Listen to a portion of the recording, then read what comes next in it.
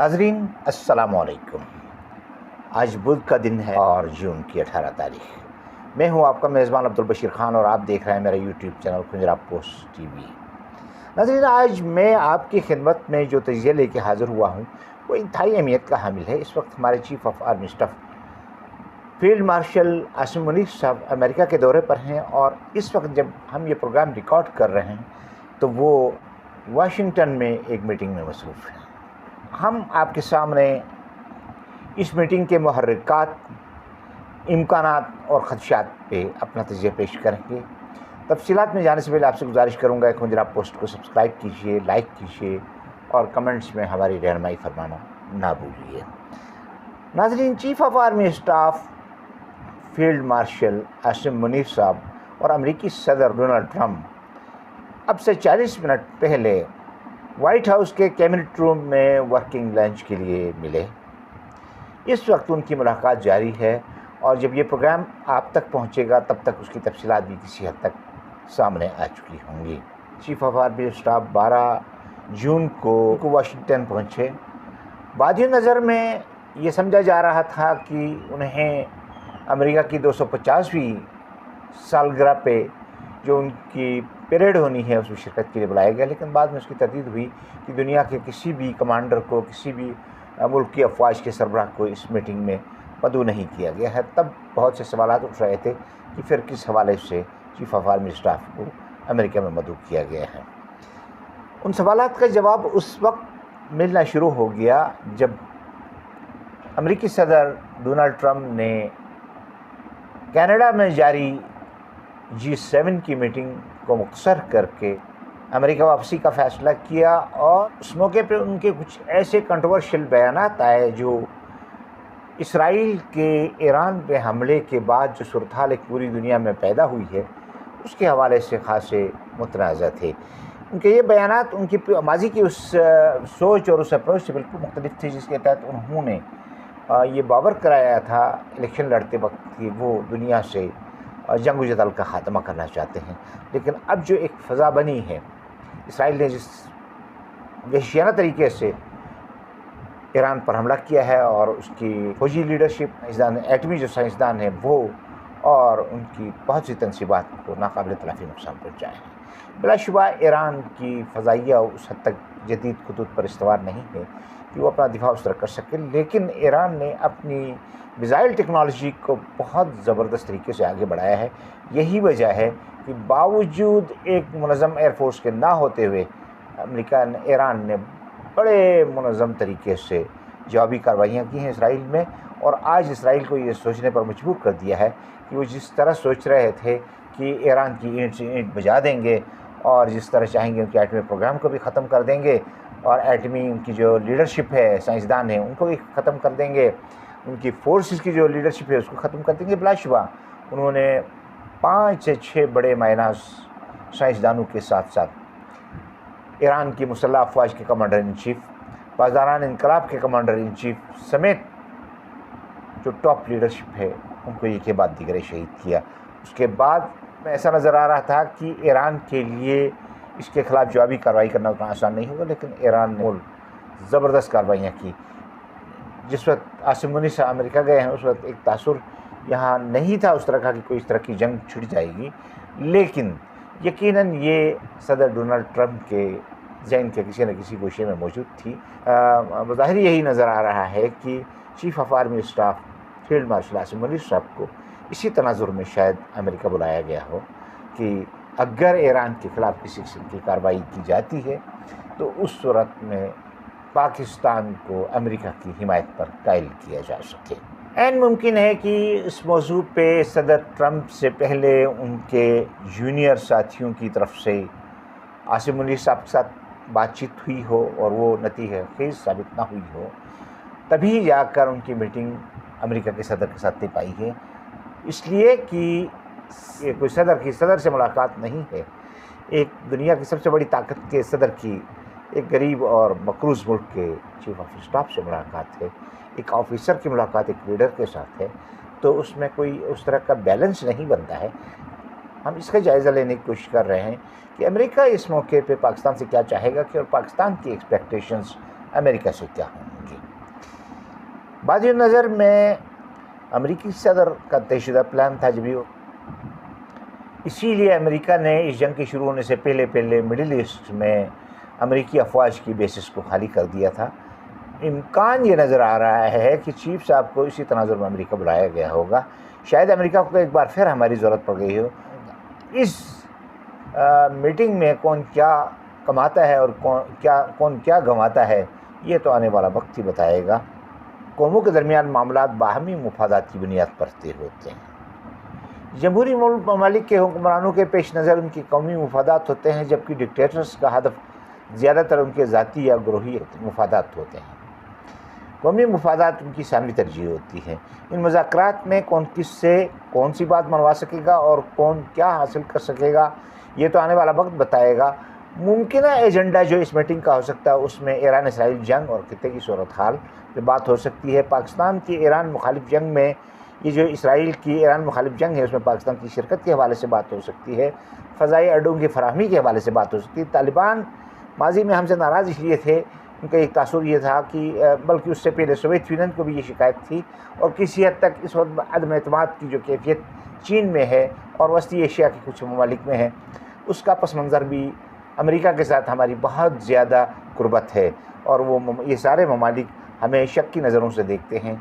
ये समझते हैं कि चूँकि हमारी क़यादत, हमारी जो लीडरशिप है, हमारी पॉलिटिकल लीडरशिप है और हमारी जो रिटायर्ड फोर्सेस की लीडरशिप है, उन सब के बड़े पैमाने पे रिसोर्सेज, जमा किए रिसोर्सेज अमेरिका और यूरोप के दीगर ममालिक में हैं।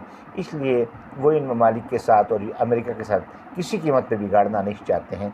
यही वजह है कि हम तमाम तर कोशिशों के बावजूद इस वक्त रूस है, चीन है, ईरान है, अफ़गानिस्तान है, वस्ती एशिया, इन ममालिक से अपना वो एक एतमाद उस अंदाज में कायम नहीं कर सके हैं जो होना चाहिए था।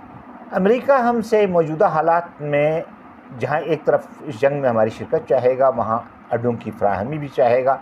बाज़ औक़ात ये भी हो सकता है, माजी में ऐसा होता रहा है, इसकी कोशिश भी हो सकती है कि हम बराह रास्त अगर अमेरिका को अड्डे नहीं देते हैं तो ये अड्डे हम किसी तीसरे मुल्क को दे दें। जैसे शकाई का अड्डा किसी ज़माने में हमने UAE को दिया था, लेकिन उसे इस्तेमाल अमेरिका कर रहा था। ईरान में रजीम चेंज अमेरिका की पहली तरजीह है इस वक्त, और इस तरजीह के तहत वो साबिक शहंशाह पहलवी ख़ानदान के, रज़ा शाह पहलवी के ख़ानदान को फिर से ईरान पे मुसलत करने की कोशिश में है, ताकि उसके ज़रिए ईरान के तेल पे भी कब्ज़ा जमाया जा सके और ईरान को फिर से अमेरिकी कॉलोनी बनाया जा सके। इस सिलसिले में वो हमसे रजीम चेंज में ताउन मांग सकता है। यूक्रेन के तर्ज पर ईरान में हुकूमत मुखालिफिन को असलह देने की बात कर सकता है। ये जो पाकिस्तान में खाना जंगी की कैफियत रही, दहशतगर्दी रही है, इसके ख़िलाफ़ मखसूस किस्म का जो असलह हम पैदा कर प्रोड्यूस करते रहे हैं। हम पर यह इल्ज़ाम ये भी है कि हमने रूस के ख़िलाफ़ यूक्रेन को दिया है, और यूक्रेन की तर्ज पर यह तवक्को की जा सकती है कि हम ईरान में जो हुकूमत मुखालिफ तहरीक हो उसको असलह फ़राहम करें। ये भी मुमकिन है कि अमेरिका हम पर यह दबाव डाले कि जो करोड़ों रुपए का तेल स्मगल होकर पाकिस्तान आता है और उससे तमाम तर पाबंदियों के बावजूद ईरान को एक ज़र मुबादला मिल जाता है कसीर तादाद में, उसको भी सख्ती से रोका जाए। गज़ा से फ़लस्तीनियों के इनखला जो एक बड़ा हदफ है इसराइल और अमेरिका का, उस पर भी बात हो सकती है कि उसमें पाकिस्तान को कायल किया जाए, पाकिस्तान उनकी हिमायत करे। और फिर यह कि पाकिस्तान से ये भी कहा जा सकता है कि वो इसराइल को तस्लीम करे। मारूफ सहाफ़ी हामिद मीर के बकौल ये कोशिशें किसी ज़माने में जनरल बाजवा साहब फरमा चुके थे। उनकी पूरी ख्वाहिश थी कि पाकिस्तान इसराइल को तस्लीम करे, लेकिन उनके रास्ते में इमरान खान हाइल हो गए और वो ऐसा नहीं कर सके। तो जिन मामलात पे बात हो सकती है उनमें इमरान खान और उनकी अहलिया की रहाई की बात हो सकती है, लेकिन मेरी दानिश्त में अमेरिका इस मुतालबे को महज एक टूल के तौर पर इस्तेमाल करेगा, ताकि जो हमने पहले आपके सामने रखे हैं मामलात, उन पे अपना एक दबाव बरकरार रखने के लिए और उन पे general field marshal Asim Munir साहब को एक कंप्रोमाइज़ पे लाने के लिए इस इशू को टूल के तौर पर इस्तेमाल करेंगे। संजीदगी से इसको नहीं लेंगे। उसकी वजह यह है कि इस के लिए खुद जो अमेरिका में पाकिस्तानी हैं उन्होंने भरपूर तरीके से कैंपेन की है। उसके अलावा 59 के करीब अमेरिकी पार्लियामेंट के मेंबरान ने बाकायदा तौर पर सदर को एक ख़त लिखा है पाकिस्तान में बकौल उनके ये जमहूरियत को खिलवाड़ बनाया गया है और उनका ये ख्याल है कि अदल इंसाफ की फराहमी नहीं है और इमरान खान साहब और उनकी एहलिया समेत तहरीक इंसाफ के बहुत से लोग जेलों में जुटे और मुकदमात में मुलविस हैं। तो इस पर भी अमेरिका बात कर सकता है, लेकिन इसके इम्कानात बाजू नज़र में कम ही नज़र आ रहे हैं। इसके अलावा रेयर अर्थ माइनिंग या माइनिंग हंट का जो एक सिलसिला चला हुआ है, क्योंकि ट्रंप साहब एक सरमायाकार भी हैं और दुनिया भर से सोना और मादनियात निकालने का उन्हें बड़ा एक वसी तजुर्बा है। उस तनाजुर में पाकिस्तान के मादनियात पर उनकी नज़रें हैं और उस हवाले से पाकिस्तान में हाल ही में मुख्तलिफ़ सूबों में मुख्तलिफ़ अंदाज में कानून साजी भी हुई। अगरचे खैबर पख्तूनख्वा में तहरीक इंसाफ की वजह से वो बिल पास नहीं हो सका, लेकिन बलूचिस्तान में वो बिल पास कराया गया। गिलगित बल्तिस्तान जो पाकिस्तान का आइनी हिस्सा तो नहीं है, लेकिन उसके बावजूद गिलगित बल्तिस्तान की जो असम्बली है उससे भी इस तरह का एक बिल पास करवाया गया, जिसके खिलाफ भरपूर तरीके से मज़ाहमत और अवाम में शुकूक व शुबहात है। और यहाँ पर लोगों का कहना ये है कि ये सरज़मीन यहाँ तो चरागाहें हैं लोगों के पहाड़ हैं, मौज़े की बुनियाद पर ये ज़मीनें सदियों से तकसीम हैं, इसमें गवर्नमेंट का कोई खाता नहीं है। लिहाजा इन ज़मीनों के इंतकालात के और दीगर मामलात के जो इख्तियारात ब्यूरोक्रेसी को दिए जा रहे हैं, ये उनकी ज़मीनों पे, उनके जंगलात पे, उनके मादनियात पे डाका डालने की कोशिश है। इस पर एक भरपूर मज़ाहमत नज़र आ रही है अवामी सत्ता पे। लेकिन अवामी एक्शन कमेटी जो यहाँ का एक मुनज़्ज़म और मजबूत प्लेटफार्म है, उस प्लेटफार्म से ये तहरीक शुरू हो चुकी है और अवामी एक्शन कमेटी के लीडर्स इस वक्त जेलों में हैं। ईरान में रजीम चेंज के हवाले से जिस तरह की कोशिशें हो सकती हैं, उसके रास्ते में वो ताकतवर अनासिर मज़ाहम हो सकते हैं जो इस वक्त मौजूदा हुकूमत का हिस्सा हैं या पाकिस्तान की इस्टेब्लिशमेंट में या मीडिया में बड़ी मजबूत पोजीशन पे हैं, लेकिन उन्हें माजी की तरह इस बात पर राम किया जा सकता है ईरान में जिस तरह का इनकलाब वो चाहते हैं, उसके नतीजे में शियों की जगह शिया ही बरसर इक़्तिदार आएंगे। और उसके लिए इस वक्त जो आपके वज़ीर दाखिला हैं मोहसिन नकवी साहब, उन्हें एक टूल के तौर पर इस्तेमाल करके शायद उन लोगों को भी आराम करने की कोशिश होगी। इसमें कहाँ तक अमेरिकन लॉबी कामयाब होती है, इसका फ़ैसला भी आने वाला वक्त करेगा। इस सौदेबाजी की सूरत में पाकिस्तान को जो कुछ मिल सकता है उसमें एक ये है कि फाइनेंशियली पाकिस्तान इस वक्त जो माशी बहरान का शिकार है, उसमें अमेरिका की तरफ से इमदाद मिल सकती है।